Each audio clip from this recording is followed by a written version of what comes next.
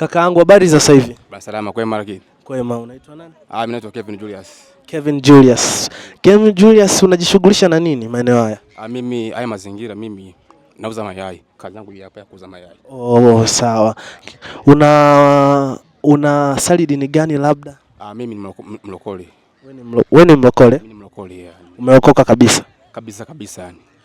Ni kitu gani Mungu ambacho alishakufanya katika maisha yako ukaona kabisa yani hapa sio kwa nguvu zangu, ni kwa akili tu za Mungu? Kwanza mimi kitu cha kwanza kabisa ambacho napenda kumshukuru Mwenyezi Mungu. Mimi nakumbuka mwaka wa 2018. Ndio. Nilikuwa bado nafanya kazi zangu za uvuvi. Ndio. Nakumbuka nilipata ajali moja. Huko ziwani tulizama muda kama saa 12 asubuhi. Kwa hiyo tulikaa majini takribani ya masaa kama 7 hivi. Ilifika muda kama saa 8 za mchana ndo tukapata mtumbwi ukaja ukatuokoa. Kwa hiyo mimi kuanzia hapo mimi nilimshukuru Mungu kwa sababu ni kitu ambacho alikifanya. Yaani ni kitu ambacho Mungu alikitenda katika maisha yangu. Kwa hiyo mimi kuanzia hapo pia nikaamua kumtafuta Mungu alipo, nikaanza kumtumikia Mungu.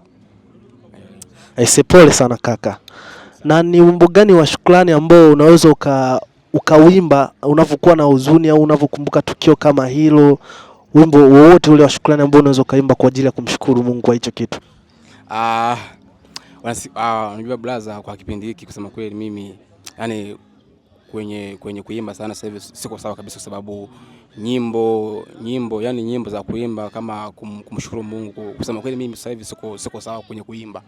Siko sawa kwa kweli. Sawa, usijali kaka kwa hilo. Na kwa watazamaji, kama mnavyoona story ya kaka inasikitisha sana, na mimi ningependa kumchangia hata yai moja ya angalau Mungu aendelee kukulinda kaka. Akubariki sana.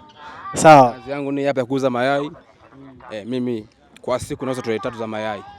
Kwa hiyo namshukuru Mungu sana kwa sababu kwa akili yangu mimi siwezi kufanya kazi kama hii. Kwa sababu ukiangalia ni watu wengi sana ambao wanaingia mtaani na tunahimiza mayai lakini hawapati upenyo pia. Kwa hiyo mimi kile ambacho nakipata kwa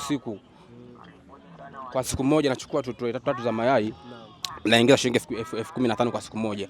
Kwa hiyo mimi napenda pia kumshukuru Mungu kwa sababu ni nguvu zake mwenyewe. Kwa hiyo mimi namshukuru Mungu sana. Mungu akubariki sana kaka, na Mungu aendelee kukulinda. Amina sana, barikiwe. Sawa.